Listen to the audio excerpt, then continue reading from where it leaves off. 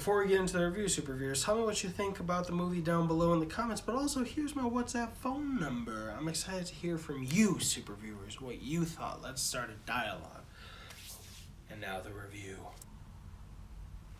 Another sequel to which I've never seen the first one. What's up, SuperViewers? It's Brian Ellis Clark here, and this is SuperView, where I watch and review movies.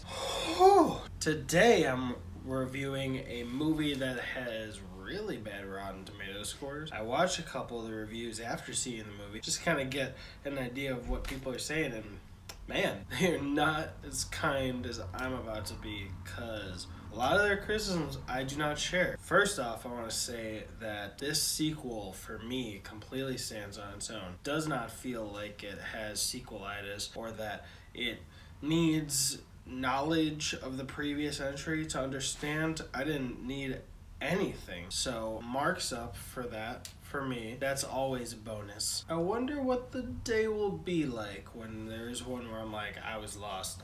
There must be info that I was missing. But today is not that day. So this is something I see a lot of reviewers do. This is a story about a dude named Ronnie and his ex-girlfriend, who he hasn't spoken to in 4 years. Neha calls him out of the blue while he's in the military and is like, hey, my kid's been kidnapped. So he goes to get the kid back, find out what happened, and along the way there's twists and turns. A question of if the kid even existed in the first place comes up, and that was very tantalizing. But let's get into the review. So what's interesting for me is this is not only a sequel, but it's a remake of a film that came out the same year as the movie that this is a sequel to. That's quick turnaround. Like 2 years ago it's remade already as a sequel to another franchise. I can safely say I've literally never seen that before, so I am aware there's a lot of comparisons that can be made from this film to the original film that it's the sequel to, and from this film to the movie that it's remaking. But since I don't have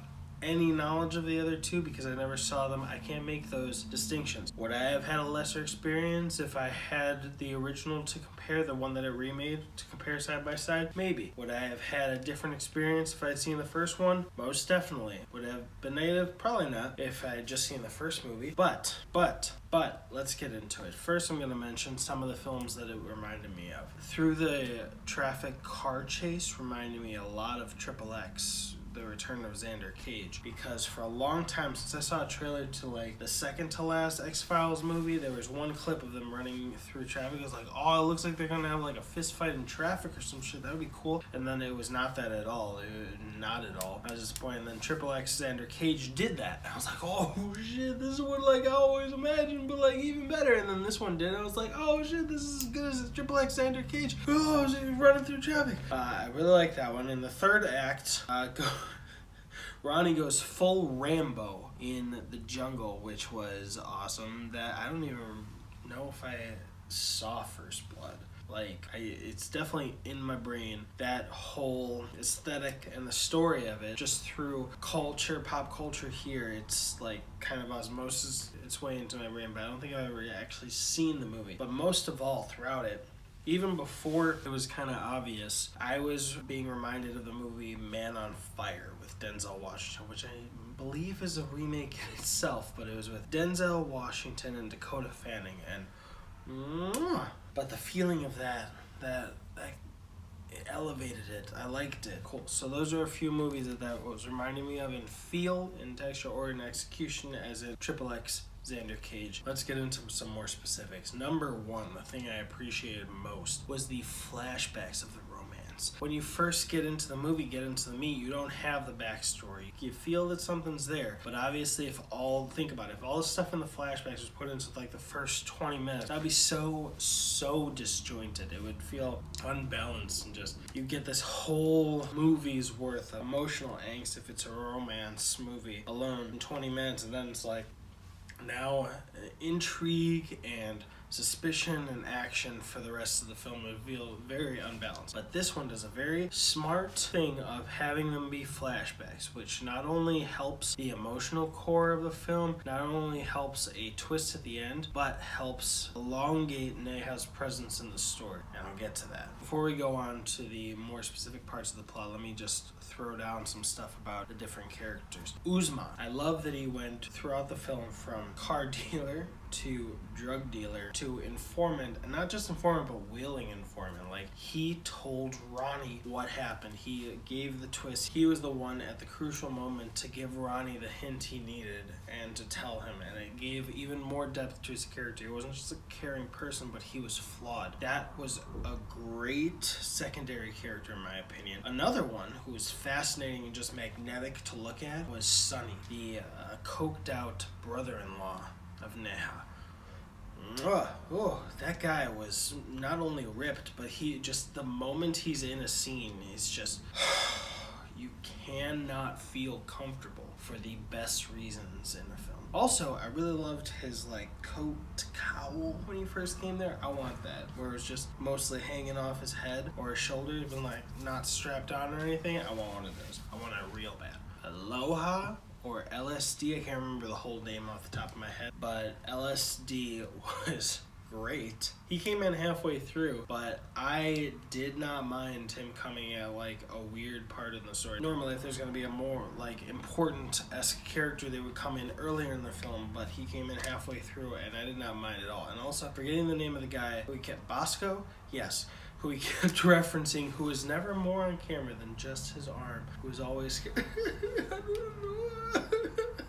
I loved it. One reviewer called LSD the Jack Sparrow-esque dressed character going through, and I respect him more than the Jack Sparrow character at this point. First Pirates of the Caribbean, second and third, kinda. I loved him, but since then, so LSD is my new Jack Sparrow. I love him. I was actually expecting LSD and Ronnie to ride off and be like a duo.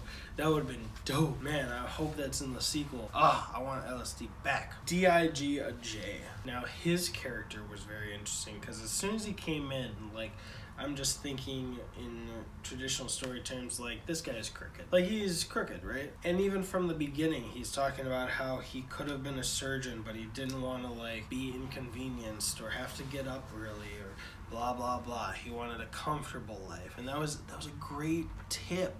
A great tip for eagle-eyed viewers, which I didn't catch on because I wasn't looking for clues, but that he is not operating on a purely moral stance where he is there to do the most good. Now, he pulled the rug out for me a little bit, though, by talking about his wife and brother who died in a car accident when he was driving. It's it didn't add anything to the plot of the story, but emotionally, you're like, oh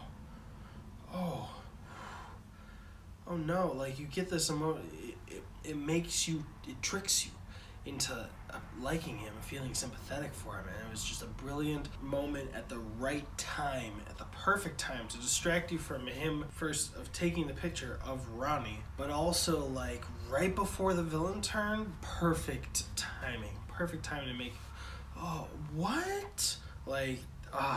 If you got that in the first scene, you'd be like, and then it would fade and you forget it, and then when it was twisted, it'd be like, no, that guy's a dick. But it was perfect timing to give that sympathetic backstory, which who knows if it's even true. Probably is, but still, perfect timing on the filmmaking. So now that I've gone through the characters, what I liked and such, there weren't a lot of complaints on character, personally. I feel like Neha could have been a little more engaging, just a little bit, but it wasn't a problem. And also, certain things through the film that would have been a problem, once a traumatic scene ends, the next scene keeps flashing back to what was said. That happened a lot, and I was thinking, wow, this really would have bugged me in a film that I wasn't invested in, but I was invested, so this is working. Also, when they're doing the flashbacks with Neha, they have Ronnie going through the street and in current time, but seeing what their relationship was when he was in college at the same time, and they didn't even change the color palette at all. They didn't make him more gray or the flashbacks more gray just to distinguish that he was looking at something, but it still worked and I liked it. And the action, ooh, it was brutal. When he sticks up for Neha in the police department, that was so good. It was so good. Multiple choices to seed the idea that her daughter could be fake, but distract from that by having the police officer be scummy, and then ultimately distract from that by having Ronnie just kick the shit out of him. Like, it was so good. I loved it. I actually expected in the third act when he goes after the bad guy, for that guy when he turned back up to be like, I didn't know this was happening, go. But he just stayed being a scummy idiot. Anyway, the ultimate story plot, the ultimate twist, reverse twist, the intrigue, the mystery, whether Neha's daughter is real. Man, the way it goes about, where she doesn't tell him that everyone's telling her the child didn't exist. Him finding out, that was first very well done, very hard when that scene came, where he in the most powerful scene where he drives her to suicide. Oh my gosh, like when he turned around and she kind of just went down like this, I expected her to be fainting, and then you see her scarf when the camera turns around just falling past the grate, and you're like, oh shit, like she killed herself because he ended up not believing her. And him running down through the elevator, sprinting out, that was so powerful.